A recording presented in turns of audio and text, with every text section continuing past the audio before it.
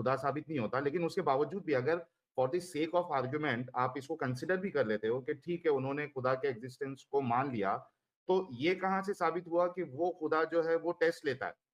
وہ آسمان پہ آ کے اس نے بولا تو نہیں اس خدا نے، اللہ نے، کہ میں ٹیسٹ لیتا ہوں اس وجہ سے پرابلم آف ایول ہے، میں نے فری ول دی ہوئی ہے؟ نہیں، آپ اس کو وداؤٹ اسلام میں گئے ہوئے آپ یہ چیز کا آنسر کر ہی نہیں سکتے، اور آنسر بھی کرو گے وہ بوگس آنسر ہے اگر آپ عقل کی روشنی سے دیکھیں۔ عقل پر تو اس کے تالے پڑے ہوئے ہیں، لیکن جن کے پاس عقل ہے انہیں عقل کی روشنی میں سب سے پہلے لاجک دکھاتے ہیں۔ یونیورس شروع ہوا یہ ماڈرن کاسمولوجی مانتی ہے، جو چیز شروع ہوتی ہے اس کا کوئی سبب ہوتا ہے، جو سبب اسپیس ٹائم کو پیدا کرے وہ خود اسپیس ٹائم کا حصہ نہیں ہو سکتا، اس لیے فرسٹ کاز کو ٹائم لیس، اسپیس لیس، نیسیسری اور آل پاورفل ہونا ہوگا۔ یہ کوئی ریلیجیس کلیم نہیں بلکہ بیسک ریزننگ ہے۔ اب سوال یہ آتا ہے کہ کون سی آئیڈیولوجی اس فرسٹ کاز کو سب سے کلیئرلی ڈیفائن کرتی ہے؟ قرآن کا اللہ ایگزیکٹلی وہی ایٹریبیوٹس دیتا ہے، واجب الوجود، قادر، عالم، ٹائم اور اسپیس سے پرے اور مورل اتھارٹی کے ساتھ۔ نام کی کلیم نہیں، یہ آئیڈینٹی بائی ایٹریبیوٹس کے میچ ہیں۔ نبی محمد صلی اللہ علیہ وسلم نے اپنے کلیم کے سپورٹ میں بہت سارے پبلک میریکلز دکھائے، میں سے ایک ہے چاند کا 2 حصوں میں ٹوٹ جانا۔ یہ کوئی پرائیویٹ ویژن نہیں تھا بلکہ لوگوں کے سامنے ہوئے سائن تھا۔ ساتھ ہی قرآن نے ٹائم باؤنڈ پروفیسی یعنی کہ بھوشیہ وانیاں دی۔ قرآن کے چیپٹر الروم میں بتایا کہ رومنز اپنی کریشنگ ڈیفیٹ کے بعد کچھ ہی سالوں میں جیتے، اس وقت یہ امپاسبل لگتا تھا لیکن وہی ہوا۔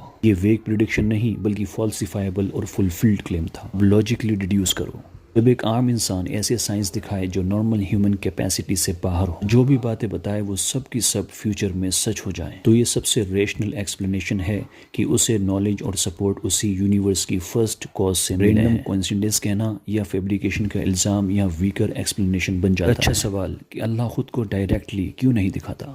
کیوں دنیا ایک ٹیسٹ ہے؟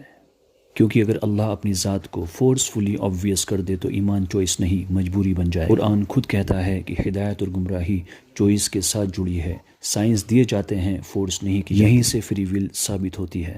انسان کو فری ول یعنی اختیارات دیے گئے تاکہ اس کے اعمال میننگ فل ہوں۔ بنا چوائس کے ریوارڈ اور پنشمنٹ کا کانسیپٹ ہی ختم ہو جاتا ہے۔ دوسرا معقول سوال کہ ایول کیوں ہے؟ کیونکہ فری ول کی مس یوز سے مورل ایول پیدا ہوتا ہے۔ کچھ حالات ٹیسٹ کے لیے ہوتے ہیں تاکہ صبر، نیت اور کریکٹر ظاہر ہو۔ اگر اللہ اپنے آل نوئنگ ہونے کے سبب انسان کے عمل کرنے سے پہلے ہی اس کے اعمال کا نتیجہ دکھا دے تو بن فری ول اور حالات کے گزرے بنا برے اعمال کی بری کانسیکوینسز پر انسان اللہ کے اوپر ہی الزام لگانے لگ جائے گا۔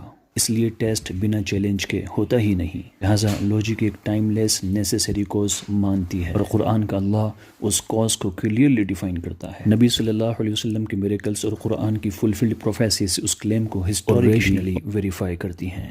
اللہ